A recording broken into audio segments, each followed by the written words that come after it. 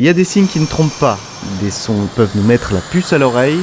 En scrutant le ciel, plus aucun doute, la base aérienne de Ørland en Norvège accueille un exercice de grande ampleur. L'un des buts de notre présence ici, c'est justement de montrer que nous nous intégrons parfaitement à une coalition OTAN.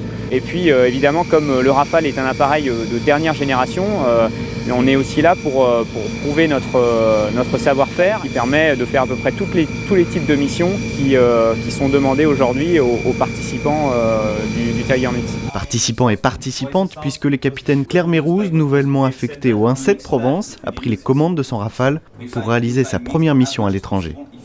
C'était ma dernière qualification en vol au début de la semaine. Et puis effectivement, c'est les premières Comao, donc les premières missions avec beaucoup d'avions. Le premier exercice, effectivement pas mal de premières cette semaine. C'est donc du 10 au 21 juin que les fjords norvégiens se transforment en savane. L'exercice Tiger Meet 2013 a bel et bien débuté. Les fauves sont lâchés. Tiger, Tiger, Tiger.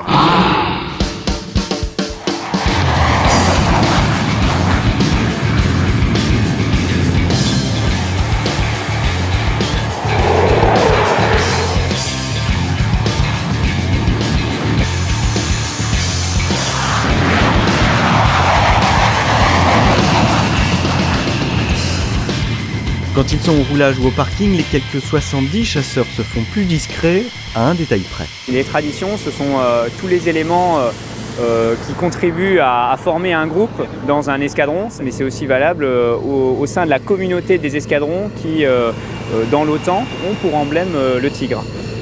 On a hérité des traditions qui auparavant étaient celles du 1-12. Nous avons reprise il y a un peu plus d'un an et donc aujourd'hui c'est notre première participation au Tiger Meet avec des Rafales. Pour l'occasion, il a fallu mettre la main à la pâte. Des tenues au patch en passant par les peintures, c'est tout un escadron qui a dû se mobiliser soir et week-end. Face à ce défi, certains n'ont pas manqué de créativité. Chaque nation prépare des patchs, des tenues, des coiffes.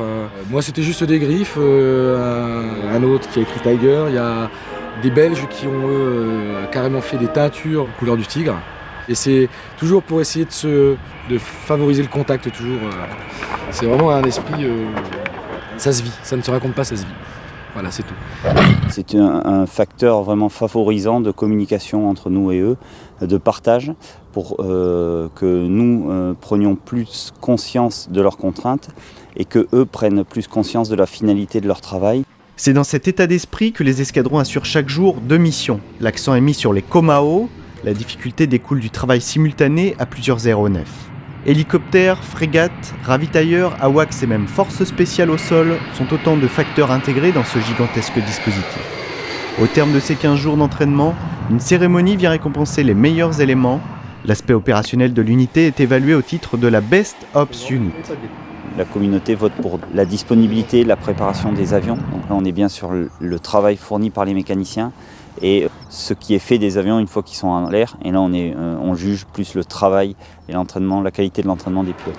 L'esprit ou spirit est particulièrement évalué. Il est couronné par un ultime trophée. Le Tigre d'argent est là pour féliciter l'unité qui a eu le meilleur esprit tigre. Ça se traduit par une certaine irréprochabilité dans la tenue de l'exercice et une volonté affirmée de partage et de communication. Les objectifs finaux, c'est d'arriver à réunir les gens, permettre de tous être dans un autre environnement et à côté faire du travail hyper professionnel dans un environnement complexe comme celui qui nous est donné ici, quoi. Le Tiger Meet a 53 ans et tout porte à croire que la relève est assurée. On se sent tous de la même famille parce qu'on est tigre et juste ça suffit à faire partie, à s'intégrer les uns avec les autres. Moi je suis vraiment nouvelle dans cette communauté, pour l'instant j'ai pas encore tout appréhendé. Mais voilà, les pilotes se retrouvent tous les ans et se connaissent, c'est quand même assez exceptionnel.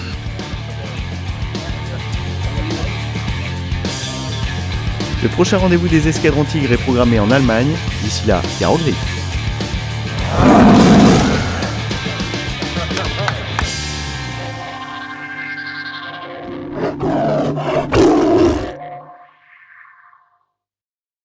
Tous les éléments qui contribuent à former un groupe dans un escadron, mais c'est aussi valable au sein de la communauté des escadrons qui, dans l'OTAN, ont pour emblème le tigre.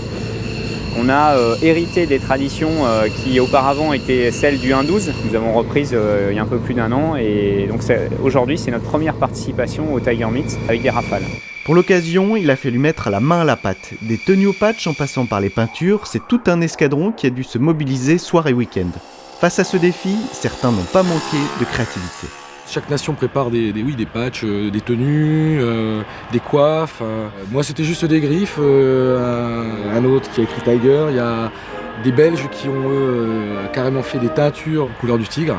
Et c'est toujours... La communauté vote pour la disponibilité, la préparation des avions. Donc là on est bien sur le travail fourni par les mécaniciens et ce qui est fait des avions une fois qu'ils sont en l'air. Et là on juge plus le travail et l'entraînement, la qualité de l'entraînement des pilotes. L'esprit ou spirit est particulièrement évalué. Il est couronné par un ultime trophée. Le Tigre d'Argent est là pour féliciter l'unité qui a eu le meilleur esprit tigre. Ça se traduit par une certaine irréprochabilité dans la tenue de l'exercice et une volonté affirmée de partage et de communication.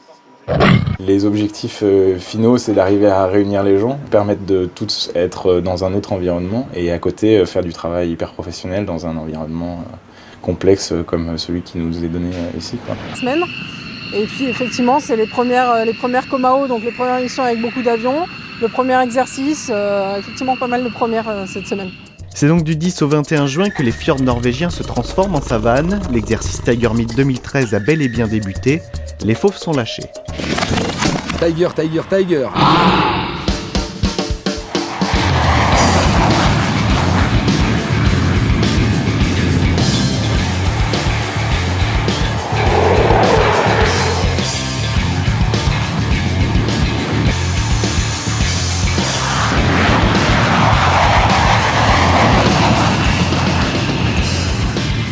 Quand ils sont au roulage ou au parking, les quelques 70 chasseurs se font plus discrets à un détail près. Les traditions, ce sont... Pour essayer de favoriser le contact toujours.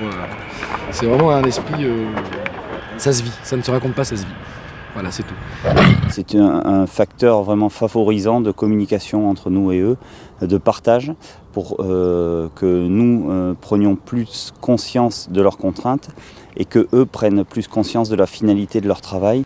C'est dans cet état d'esprit que les escadrons assurent chaque jour 2 missions. L'accent est mis sur les Comao, la difficulté découle du travail simultané à plusieurs aéronefs. Hélicoptères, frégates, ravitailleurs, AWACS et même forces spéciales au sol sont autant de facteurs intégrés dans ce gigantesque dispositif. Au terme de ces 15 jours d'entraînement, une cérémonie vient récompenser les meilleurs éléments. L'aspect opérationnel de l'unité est évalué au titre de la Best Ops Unit.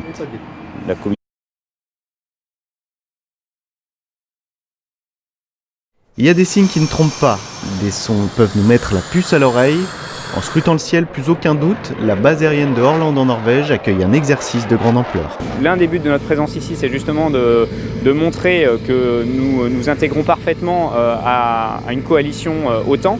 Et puis évidemment, comme le Rafale est un appareil de dernière génération, on est aussi là pour prouver notre savoir-faire qui permet de faire à peu près tous les types de missions qui sont demandées aujourd'hui aux participants du Tiger Meet. Participants et participantes, puisque le capitaine Claire Mérouse, nouvellement affecté au 1-7 Provence, a pris les commandes de son Rafale pour réaliser sa première mission à l'étranger. C'était ma dernière qualification en vol au début de la